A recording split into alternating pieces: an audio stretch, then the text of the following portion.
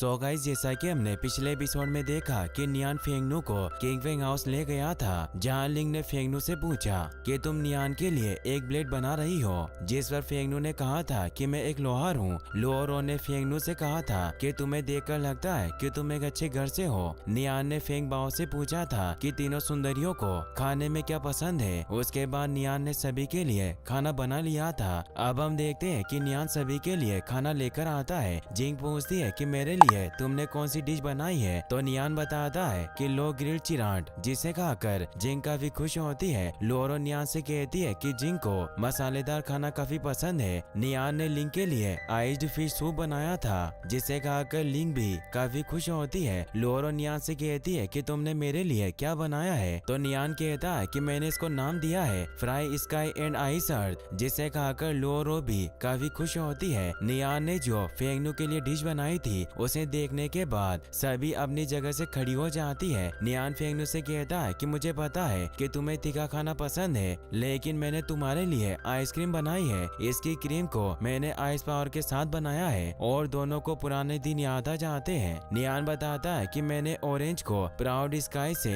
हवा में काट कर सुखाया है, इसीलिए इसका स्वाद इतना अच्छा है। फेंगनू जैसे ही नियान की बनाई हुई डिश को खाती है, उसे नियान के साथ बिताया हर एक पल याद आता है। लोरो फेंगनू से कहती है कि नियान ने जो तुम्हारे लिए डिश बनाई है वो हम सबसे काफी अच्छी है, तो फेंगनू कहती है कि यह बहुत अच्छी है। उसके बाद जूजी नियान से कहते हैं कि वक्त काफी जल्दी बीत गया, 1 महीना कब हुआ पता ही नहीं चला। जब तुम मेज यूनियन में अकेले रहो तो अपना ध्यान रखना और याद रहे कि किंग फेंग हाउस हमेशा तुम्हारा घर है। और मिंग श्री के साथ वहाँ से चले जाते हैं। जिंग नियान को छोड़ने जाती है और उसे कहती है कि तुम हमेशा मुझसे बसते रहते हो, क्या तुम मुझे पसंद नहीं करते? तो नियान कहता है कि अगर यान फेंग को देखा जाए तो मैं उसके सामने कुछ भी नहीं हूँ। तो जिंग बताती है कि मेरे मन में अब उसके लिए कोई फीलिंग नहीं है। नियान वहाँ से जाने लगता है, मगर जिंग उसे पीछे से आकर पकड़ लेती है और रोते हुए नियान को धक्का देती है और उसे वहाँ से दूर जाने को कहती है। नियान जब मेज यूनियन आता है तब रास्ते में उसे लोरो मिलती है। वो नियान को अपने साथ गाड़ी में बैठने को कहती है, मगर नियान वहाँ से जाने लगता है। लोरो कहती है कि तुम मुझसे दूर जा रहे हो, मैं कोई खतरनाक जानवर हूँ। नियान कहता है कि मुझे तुम्हें देखकर डर लगता है कि तुम मेरे लिए फिर से कोई परेशानी खड़ी करने वाली हो।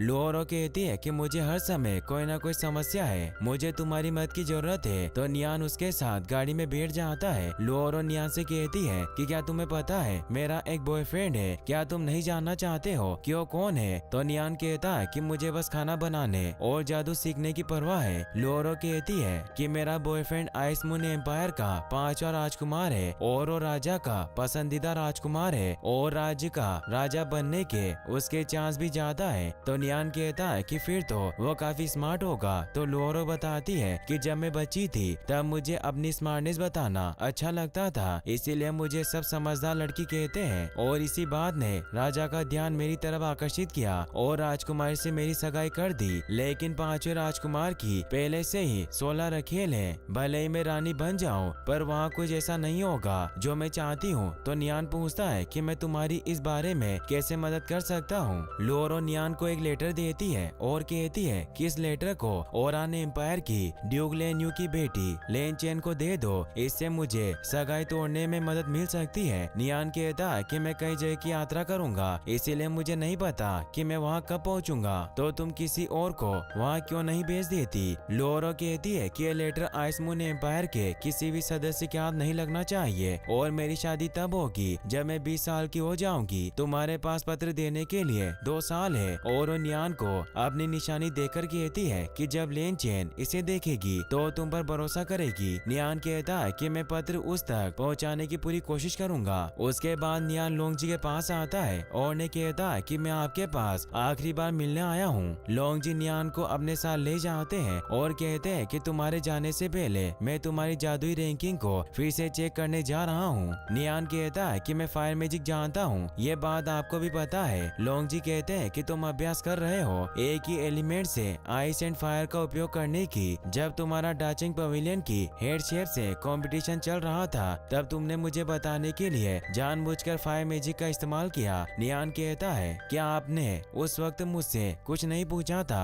और बाद में भी कभी इस बारे में जिक्र नहीं किया, इसका मतलब मतलब है कि आपको मेरी अधूरी पहचान मिल गई है। मैं ही मेज असेसिन हूँ जिसे आइस गॉड पेगोडा ढूंढ रहे हैं। वो आइस गॉडेस स्टोन को वापस लेना चाहते हैं। तो लोंगजी कहते हैं कि वो स्टोन तुम्हें कहाँ से मिला। तो नियान बताता है कि जब मेरी माँ मरी थी तब वो मेरे लिए इसे छोड़ गई थी। मैं अपने मैजिक का कठिन तरीके से यूज करता हूँ क्योंकि मैं अपनी माँ और डेड की मौत का बदला लेना चाहता हूँ। लोंगजी कहते हैं कि अगर मैं तुम्हें आइस गॉड पेगोडा को सौंप दूं तो फिर मेज यूनियन के दोस्त बन जाएंगे। ये सुनकर नियान अपना फायर मैजिक एक्टिवेट कर लेता है और वहाँ से भागने लगता है। लोंगजी अपनी लीप पावर से नियान पर हमला करते हैं। नियान लो गॉड हैंड से लोंगजी पर वार करता है जिसे रोकने के लिए लोंगजी विंड स्लेट ट्रिक का इस्तेमाल करते हैं और नियान को सरेंडर करने को कहते हैं। नियान कहता है कि मैं ऐसा नहीं करूंगा। तो लोंगजी कहते हैं कि बस मैजिक स्कॉलर के साथ तुम मुझ जैसे मैजिक ट्यूटर से लड़ने की हिम्मत करते हो। नियान व्हाइट स्कॉलर से लोंगजी पर हमला करता है। लोंगजी हवा में उड़कर अपने विंड पावर को फैलाकर एक सारणी बनाते हैं। ये देखकर नियान लो गॉड हैंड और आइस स्टोन को एक्टिवेट करके 2 रंगों वाला आइसिल स्फीयर बनाता है। लोंगजी कहते हैं कि मैंने अभी भी 9 डोमेन मैजिक को रिलीज नहीं किया है जो मुझे बताने में तुरंत मदद कर सकता है। अब मैं तुम्हें आसानी से मार सकता हूँ। नियान कहता है कि अगर आप ऐसा कर सकते हैं तो मुझे मारकर दिखाएं। लोंगजी कहते हैं कि मैं देखना चाहूंगा कि तुम अपने दोनों मैजिक को कितने समय तक चला सकते हो। लोंगजी देखते हैं कि नियान दोनों मैजिक का इस्तेमाल करके पूरी जगह को नष्ट करने वाला है, इसीलिए तूफान लाकर नियान के हमले को रोकने की कोशिश करते हैं। नियान भी अपने मैजिक को